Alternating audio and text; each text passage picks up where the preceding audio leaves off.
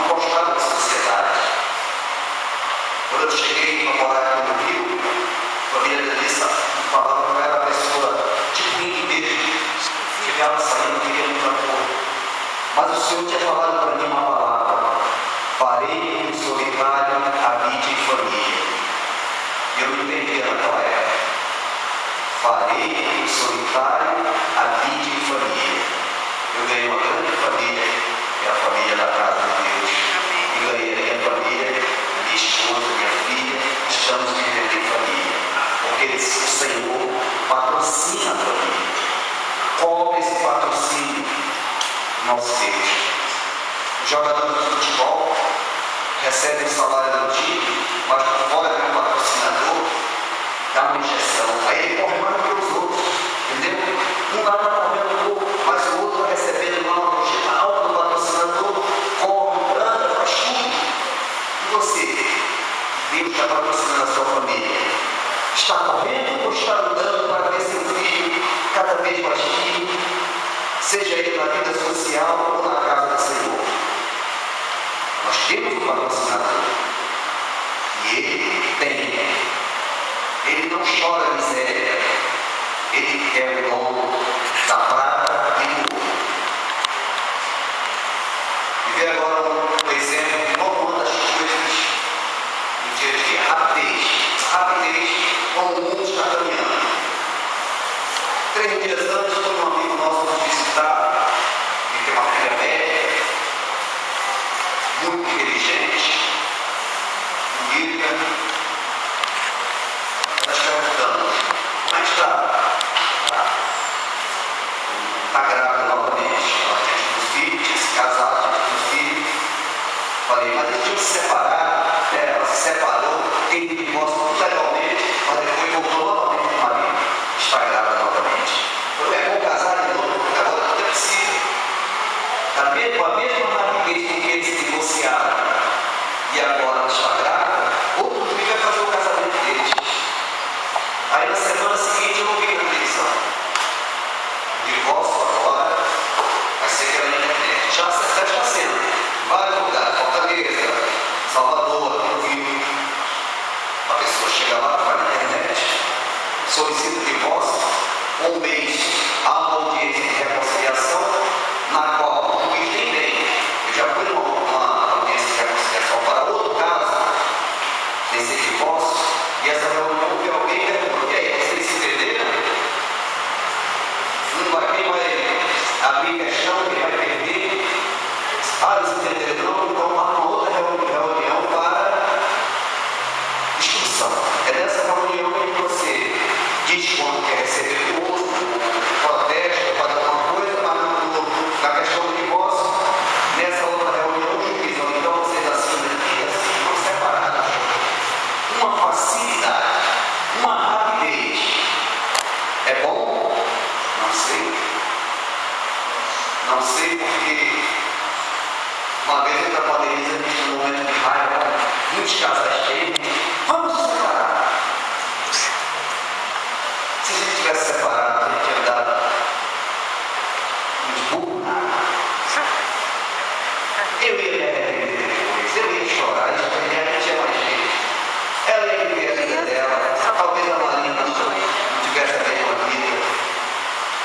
Nos momentos de raiva, você só fale, mas não deixe brotar no seu coração.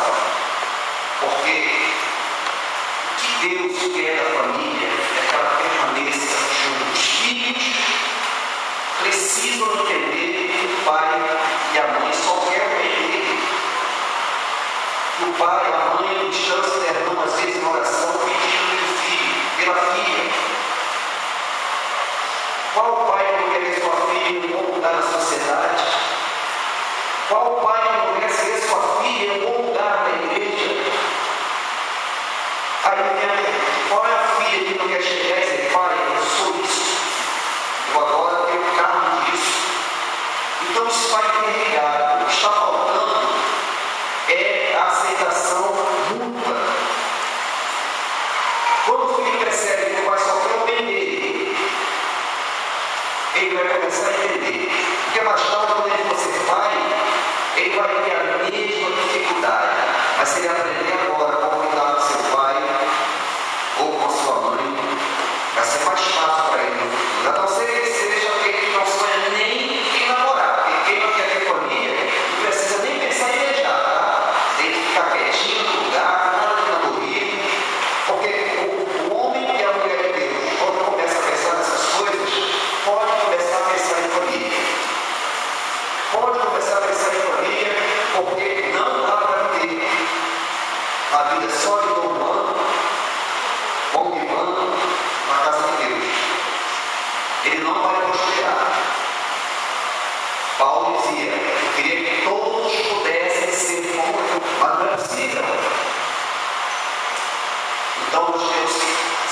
centralizar a família, não só na nossa vida de adulto, mas também para os nossos jovens. Hoje está muito fácil, os pais aceitam toda a facilidade que os nossos pais no passado, nem por longe. Eu me lembro que eu vim a primeira namorada com 15 anos na casa dela. Eu já estava com 17 para 18, e na casa um dia de domingo, todo envergonhado, botei a melhor camisa, o velho mandou ficar na sala, sentou todo mundo e abre a boca. Fala o que você ia dizer. Gostava, mas graças a Deus eu namorei 3 vezes. A terceira foi para casar, porque eu não tinha estrutura para aquilo, não. Olha, você tem que ir lá, ir comigo, sempre é comigo. Você não está na casa do Senhor, então os pais chamam lá na casa para resolver a questão. Todo pai é um bom filho. Mas a Denise não foi muito diferente, não. Eu chegar na sala, o pai dela muito bravo. Como é que é? Quer namorar para casar. Vamos falar isso, quer namorar para casar. Então tá bom, marca no noivado, quando eu voltar do navio, a gente já prepara o noivado. Vou correr atrás. Não estava interessado na moça, não queria tirá-la da casa dela, então tem custo, é um preço. Essa que eu posso tirar a filha da casa, que é poder devolver. Não é assim que a roda toca no nosso meio, né? Então vamos pensar na família como algo bem ligado com a salvação. Todos querem ser salvos, né? Mas o Senhor quer a família também. Uma coisa está ligada à outra. Todos os seres formam um grupo. Ninguém quer ficar sozinho. Estava vendo uma reportagem dos Estados Unidos, criador de gado, um belo dia apareceu um javali no meio da manada, filhote que se perdeu. Javali tem nada a ver com boi. Javali ataca o boi e come o boi, literalmente. Mas ele não tinha noção ainda do que ele gostava. Ele era um filhote de javali, começou a seguir a manada. Mas não se aceitava. Ele passou a fazer os mesmos movimentos, parar, comer capim, depois parar, e com o tempo passou também a ruminar. Isso foi a tragédia dele, né? Aquele javali foi feito para aquilo. Depois ele veio a morrer. Mas ele seguiu exatamente o seguinte: ele queria estar no meio de um grupo, ele queria fazer parte de uma família. Isso é um animal. Imagine como criar a imagem e semelhança de Deus. Eu não acredito que todos esses jovens que estão aí fora, viveram uma vida bandida, fora da lei. Eles não têm o sonho de voltar para casa. Eles não têm o sonho de ter uma família. Ninguém aqui quer casar, mas se casou pensando em amor depois de ter sua família separada. A gente olha para nossos antepassados, trabalhando dentro da velha, e nós continuamos. Esse é o sonho que Deus não deixa acabar dentro do homem e da mulher. Ele prosperar como homem, ter uma família próxima, criar os seus filhos. E o projeto Mana chama as famílias a intercederem pelos filhos. Para evitar, a gente tem que depois veja nossos filhos em situações difíceis. Eu não falo nem no meio de quantidade, mas passando necessidade, porque não estudou no tempo certo, porque não aprendeu no tempo certo. É muito triste a gente ver uma pessoa depois dos 30, 40 que não teve iniciativa, não ouviu o conselho do pai, que vem passando necessidade, e os pais têm que socorrer, mesmo tendo pouco, tem que ajudar. O pai nunca quer ter um filho necessitado.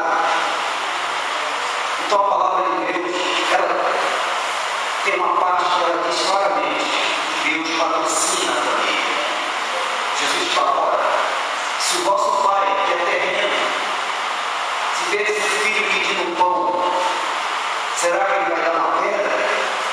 Se vê esse filho pedindo peixe, será que ele vai dar uma serpente? Quanto mais nosso Pai está no céu. Ele acreditava sinceramente que o amor do Pai, da mãe e do Filho era como Deus plantou e até hoje está nos nossos corações. Quem crê nisso? Amém. Você não quer ser um filho perdido. Então você vai usar uma tua autoridade, mas você também tem que procurar a entender a linguagem do seu filho. Porque no dia de hoje, às vezes eu vejo uma notícia também dizer assim, só desse tempo, quando meu pai olhava para mim, uma vez com esse olho, quando ele olhava para esse, eu sabia o que era sair correndo. Irmão, funcionou também. Essa frase, aqueles tempos eram bons, não deve estar no nosso tempo. O nosso tempo é hoje.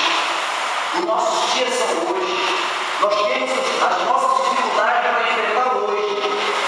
Que hoje ela se chama drogas, se chama um monte de coisa que a gente tem de frente, falar para os nossos filhos, orientar eles e os filhos têm que ouvir. Porque quem está falando é quem tem uma vida. Não há interesse algum em ensinar o caminho errado, mas só o caminho bom. Se todos os filhos de crente andassem realmente como a Bíblia diz, é uma maravilha. Sempre estaria lotado só de jovens. Os pais não teriam problema, poderiam sair para evangelizar e os filhos ficar na igreja.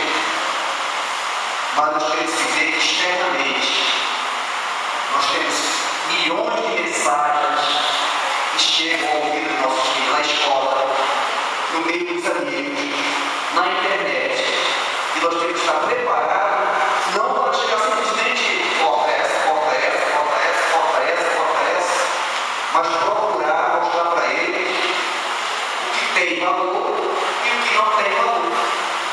Se eu fosse cortar tudo que minha filha pediu,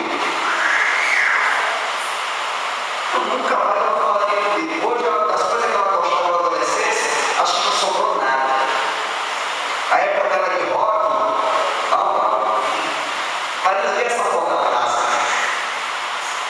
Não quero nem ver mais por quê.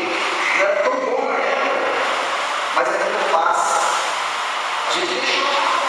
Quantas vezes eu devia ser que levar a Marina para ver um jogo que queria deixar ela sozinha? Hoje ela tem liberdade de ir sozinha e raramente tem ido. Ela prefere ir com esses eventos de ajudar a construir um teto para uma família. Ou, ela comprou agora o Rock in Rio, né?